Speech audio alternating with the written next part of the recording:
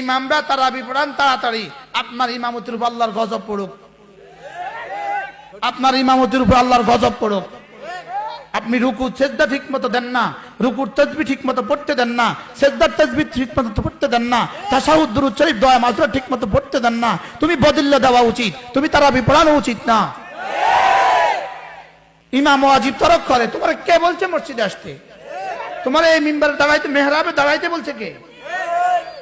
হুজুর আমরা পারি, হুজুর আমরা পারি না, আমাদেরকে মুসল্লিরা বলে। মুসল্লিরা বলে নাই, তুমি বলছো, তুমি এই পরিবেশ কায়েম করছো দেশে। আসসালামু আলাইকুম ওয়া রাহমাতুল্লাহ। ফেসবুক স্ক্রল করতে করতে হঠাৎ চোখের সামনে এই ভিডিওটা পড়লো। হযরতে মুস্তাকুন নবী হাফিজাহুল্লাহ তারাবির ব্যাপারে যে একটা কথা বলেছেন, আসলে খুবই মনোমুগ্ধকর একটা কথা।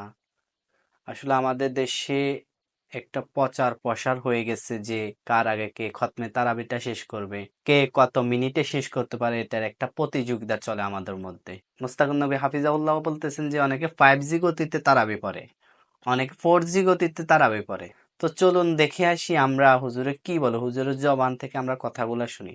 খুবই গুরুত্বপূর্ণ কথা, এবং কি আমি মনে করি এই কথাটা প্রত্যেকটা মসজিদের সভাপতি, সেক্রেটারি এনারা শোনা দরকার। আর অবশ্যই প্রত্যেকটা হাফেজ সাহেবদেরকে শোনা দরকার এই কথাটা, কারণ তিনারা নামাজ পড়ায়, তিনারা তারাবি পড়ায়, তিনারা বুঝে যে ওরাত্তিলিল কোরআন আর তার তিলা, তোমরা কোরআন শরীফকে তার তিলের সহিত পড়ো। হযরত মুস্তাকুন নবী হাফিজাহুল্লাহ তিনি আরো বলেছেন যে এমন ভাবে নামাজের মধ্যে রুকু সেজদাগুলো আদায় করে যে মুসল্লিরা সুবহানা রাব্বিয়াল আলা, সুবহানা রাব্বিয়াল আযীম এগুলা সেজদার তাসবিহ, রুকুর তাসবিহগুলা 3 বার পর্যন্ত আদায় করতে পারে না। এবং বৈঠকের মধ্যে এমন ভাবে তাশাহুদ, দুরূদ শরীফ, দোয়ায়ে মাসুরাগুলা আদায় করে যে মুসল্লিগণ পড়ে শেষ করতে পারে না।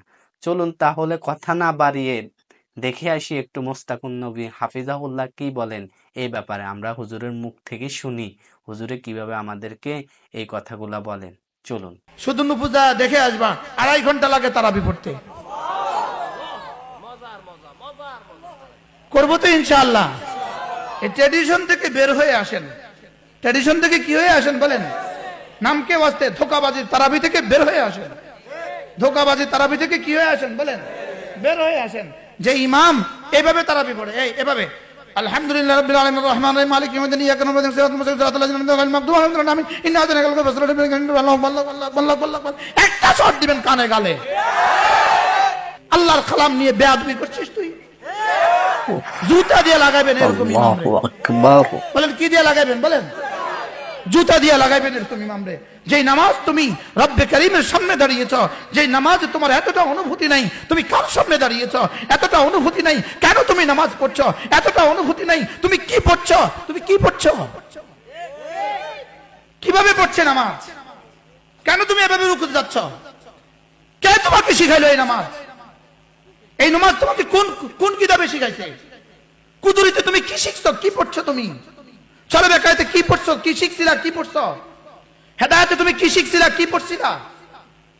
তুমি জালেম, তুমি পৃথিবীর সবচেয়ে নিকৃষ্ট চোর, তুমি পৃথিবীতে সবচেয়ে নিকৃষ্ট চোর, তুমি নামাজ চুরি করছো। এরকম হাফেজ যদি পিছন দিয়ে লোকমা দেয় তো তারা তুই এতবার লোকমা দেস কা, ঘটনা কি? তুমি নিকৃষ্ট চোর। নিকৃষ্ট কি বলেন? একজন হাফেজের পিছনে তারাবি পড়বেন না, 2 জন রাখবেন। কমপক্ষে কয়জন? কমপক্ষে কয়জন? 2 জন। আর বেশি হলে তো আরো ভালো, 3 জন হলে আরো ভালো। 3 জন হলে কি খতমে তারাবির যে হাফেজ সাহেব রাখবেন, ওই হাফেজ সাহেবকে চুপে চুপে 500 টাকা দিবেন। প্রথম দিন আইসা এভাবে 500 টাকা দিয়ে বলবেন হুজুর তারাবিটা আরো সুন্দর করে পড়াইয়েন। দ্বিতীয় দিন দিবেন আরেকজনে, হুজুর 500 টাকা দিলাম, আমাদের তারাবিটা যেন হুজুর কালকে পড়ছেন 50 মিনিটে, আজকে যেন হয় 60 মিনিটে। চতুর্থ দিন আবার 500 টাকা দিবেন, হুজুর আজকে 500 টাকা দিলাম, হুজুর কালকে পড়ছেন 60 মিনিট, আজকে যেন 60 মিনিট, আজকে যেন 1 ঘন্টা 10 মিনিট হয়। ইনশাআল্লাহ বলে না? নাকি কেউ এসে করবেন হুজুর আর একটু তাড়াতাড়ি? যে তারাবিকে আরো তাড়াতাড়ি পড়তে বলে তার ইমানের সমস্যা আছে। টেলিভিশনের খবর তাড়াতাড়ি পড়ে না, ধীরে ধীরে পড়ে। গান তাড়াতাড়ি গায় না ধীরে ধীরে গায়? তাহলে আমার তারাবি তাড়াতাড়ি হবে না ধীরে ধীরে হবে? আর জোরে বলেন, তারাবি তাড়াতাড়ি না ধীরে ধীরে? আল্লাহ আমাদের সবাইকে হেফাজত করেন। আল্লাহ, কে জানে শক্ত হয়ে গেছে ভাই। ভাই আমি অত শক্ত ওয়াজ করি না ভাই। আল্লাহ আমাদের সবাইকে হেফাজত করেন। তারাবি নামাজ সুন্দর করে পড়বেন তো ইনশাআল্লাহ। আল্লাহ তাআলা আমাদের সকলকে হেফাজত করেন। শক্ত কথার জন্য মাফ চেয়ে নিচ্ছি।